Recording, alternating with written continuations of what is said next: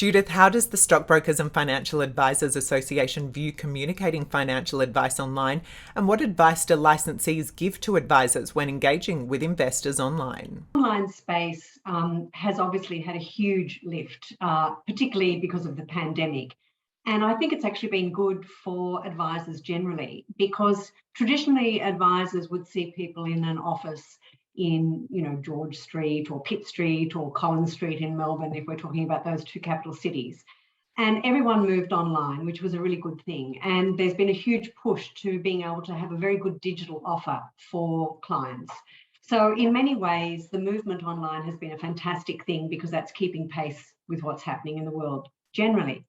But of course, for advisors who are in a highly regulated industry, the mere fact that you're in an online space as opposed to a face-to-face encounter does not change the regulatory framework within which you have to operate.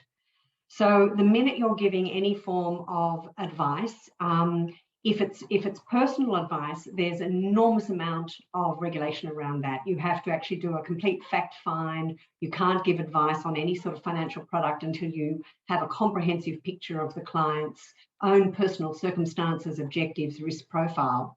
But even general advice, which some people call information, but I think it can be more than that, because if you think about research analysts' reports, they are full of invaluable IP, where someone has decades of experience and knowledge of a particular sector and industry and company, sometimes more knowledge of the company than the current management because they've been tracking it for longer.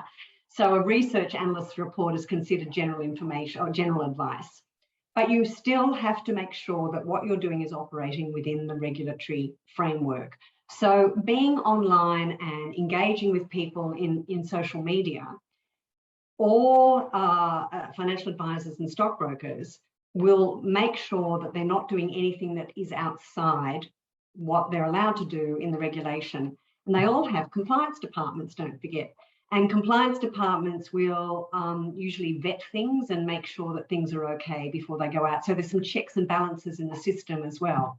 So I think it's fantastic that there's been this move into engaging with the community generally as well as clients in an online environment, but it is still done within a strictly regulated and highly scrutinised and supervised environment.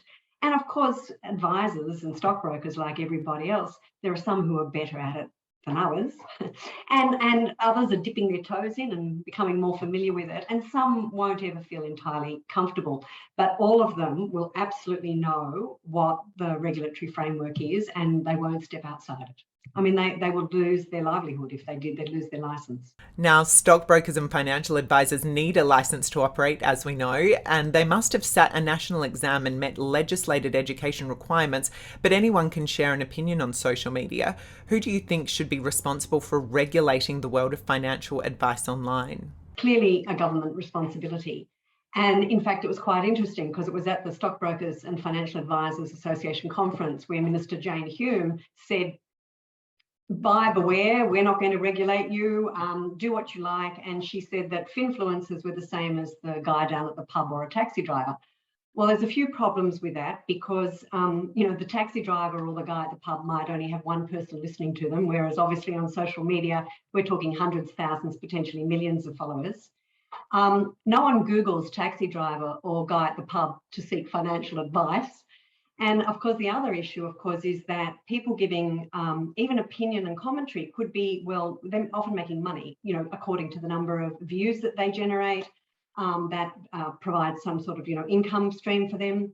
And while there's nothing wrong with that, it is a problem if actually straying into giving financial advice because they haven't sat the exam, they haven't done a degree, and they aren't licensed. They don't have 40 hours of CPD per annum that they have to fulfill.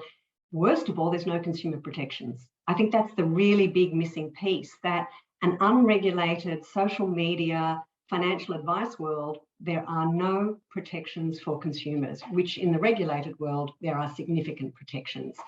And so our view is that the government should be regulating this area. ASIC's paying a lot of attention. ASIC's very concerned about what are called pump and dump schemes, where someone is really sort of ratcheting up the noise around a particular, say, stock and saying, oh, look, it's fantastic, and telling its followers to go out and get it, waiting till it hits a peak, sells at the peak, and then everyone else loses money. That's actually illegal. It's called market manipulation.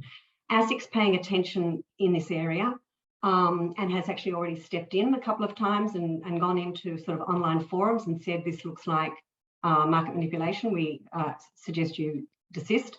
But the government needs to come in and say, just because it's an online environment, we need to ensure consumers have protections. Therefore, it is absolutely a government responsibility to make sure that people who are investing online and following social media advice online are as protected as others.